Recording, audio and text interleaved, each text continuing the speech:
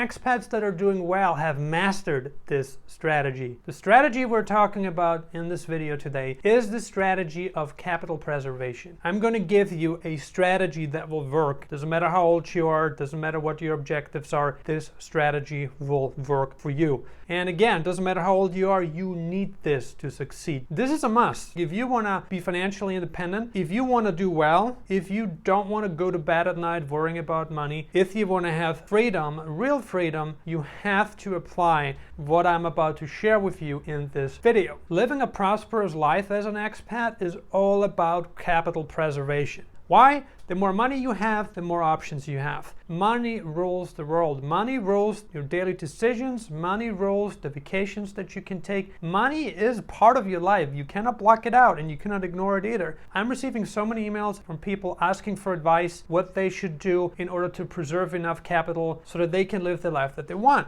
This is very, very, very, very important. Now, what you want to do is, you want to come up with a plan. Let's say you're 55 years old, you have another 5 to 10 years before you retire, and you're like, hey, in order for me to live, let's say that's 20 to 30 years in paradise, let's say you want to live in a Latin country or you want to live in Southeast Asia, you have to do your math. You have to know your numbers. How much money do you need? How much money, how much income do you need to live in the place where you're looking to relocate to? This is the beginning, the middle, and the end. Like expats who are good financial planners, who are good at managing their finances, they tend to do a lot better long term than expats that don't pay attention to this crucial fact. And like I said, what you want to do is you want to have a look at your finances. How much money do you need? How do you determine that? Well, let's say you want to relocate to Costa Rica. How much money do you need to live in Costa Rica? Okay, you want to have a look at the consumer price index. You want to have a look at what it costs to rent an apartment. Let's say you want to eat out 5 times a week. How much does that cost you on average? I know it's going to vary, but you want to get a rough idea. You want to get a number because, again, you want to make sure that you have sufficient money to live in the place. So you don't go broke, so you don't have to live way below your means, which is not good, especially in your golden years. You don't want to do that. When you're young, living below your means is crucial. This is what you want to do, but once you've reached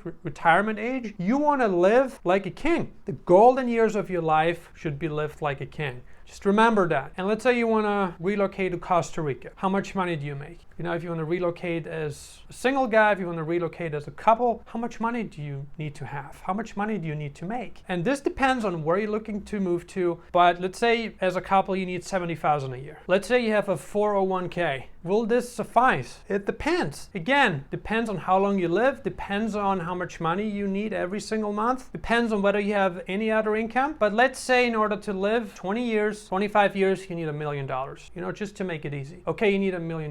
You got a 401k. This alone might not be sufficient. You might need more money. If you have a piece of real estate that generates you an income, then that with the 401k and potentially another side gig might be enough money. But let's say your wife also got some income. You got to combine everything. You want to see how much is your combined income, including everything. How much money do you have preserved? What assets do you have? Do you want to liquidate your assets? Do you want to keep your real estate back home to create passive cash flow? What's your goal? And again, you want to compare your total money, your total assets with the living costs in the country. And then you also add your lifespan in there. I know that's hard to predict. We don't know how long we're going to live. It depends on many different factors, But you want to do that. And because I'm seeing so many people that are not doing that, they believe like, I can go live in Mexico. You gotta take a step back. Take a step back, look at the numbers. Make sure you're being realistic, because if you're over optimistic, that can be detrimental to your expat life. You don't want to do that. What you want to do is you want to be realistic. And if you don't have enough money, guess what? You've got to get a job, or you've got to do more of whatever has been working for you. If you're like an investor and you're pulling in money, work harder on optimizing your strategies, work harder on lots of different things, right? If you feel like you're spending more than you should or more than you can afford to lose, because again, your goal is to retire to a certain place.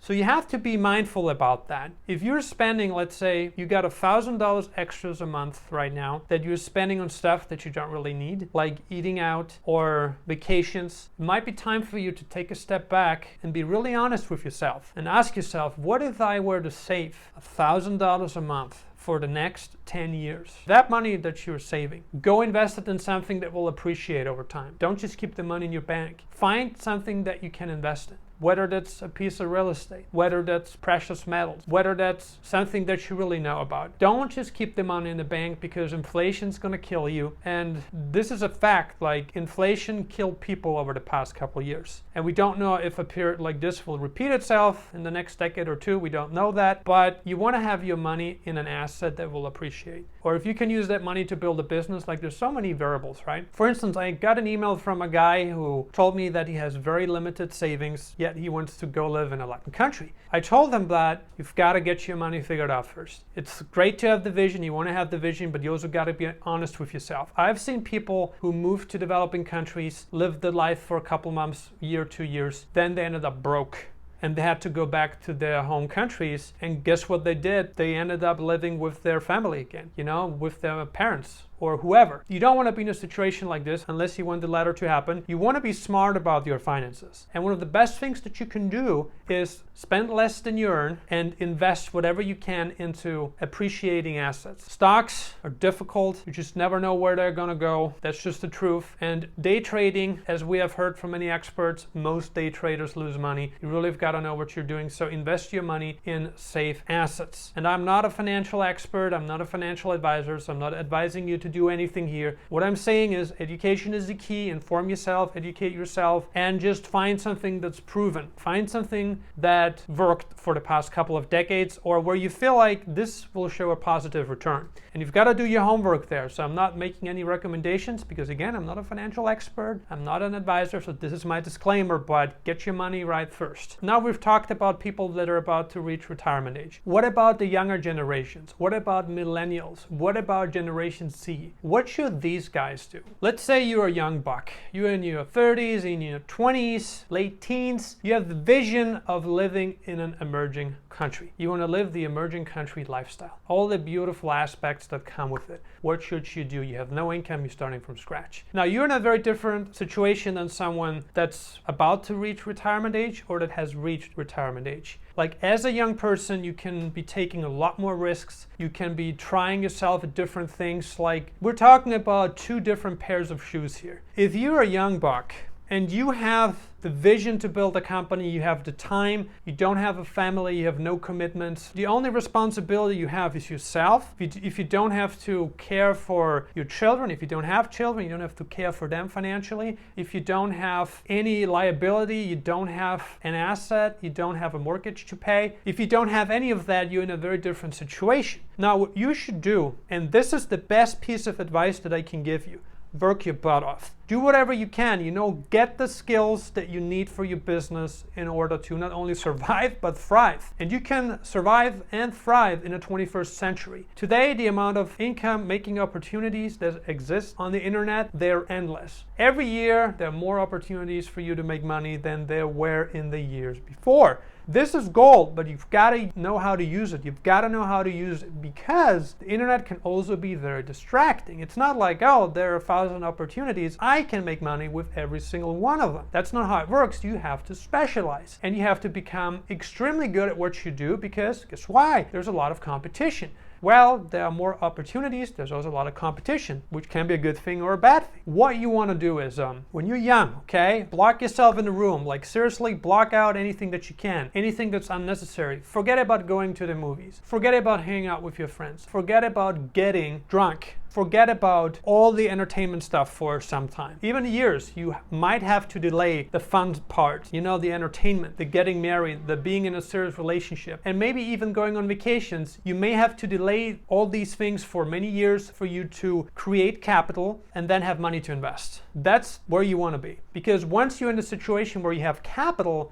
the world is your oyster. You can decide, hey, I want to invest here, or maybe I want to go live there. Money is the key to your success. Capital opens up many doors. Money is not everything, but in this instance, when it comes to security, capital preservation is the number one thing that you've got to focus on. And if you're young, and like I said, you don't have any commitments, just find a skill that you want to master. Find something that you can monetize. And that might not even have to do with the internet. It can be anything, If you find something, for instance, in the Western Hemisphere, we got a huge shortage of of electricians, doctors. So if you can find a job like that and you can work that job for years or even a decade, you can make more money than most people will ever make working online, because these jobs are now in high demand and you can make a lot of money. If you're willing to get into a category that most people don't want to touch because it's all local, it's all offline, and they want to be online, if you can delay living that life that you want for yourself for a number of years or even a decade, you can potentially make $1 million or more and keep a lot of that money. And with that money, then you can do whatever you want. If you got 7 figures saved in the bank, invested in assets, whatever, with that money,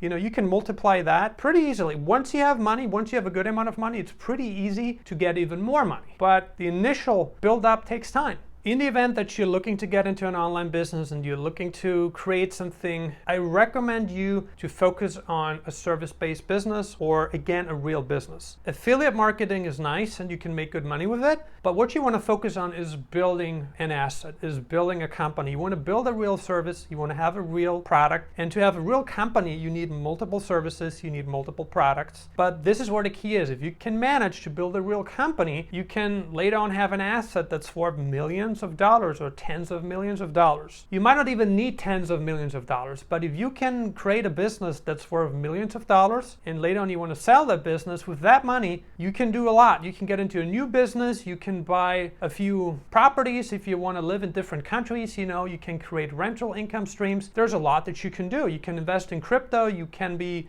a bit more loose, you can take more risky investments. Why? Because you get money to play with. But again, if you're a young buck, you're in your 20s, you're in your 30s, and you have no real commitments, you can be a lot riskier than someone who only has a few more years left to work, and they have to be more careful about what risks they take because they cannot afford to lose their nest egg. They shouldn't risk their 401k. They shouldn't put that money in a very risky investment. They could make a lot. They shouldn't do that. They have to be a lot more mindful. But if you're young, you still have a lot of time left to make up for these mistakes that you made early on, and you got a lot to learn. I hope this was helpful. If you have any questions about this topic, make sure you leave your thoughts in the comments below. If you're interested in joining our email list where we help people to survive and thrive in the 21st century, then you're welcome to get on the mailing list below the video. There's a link. Thank you for watching, and I'll see you on the next video.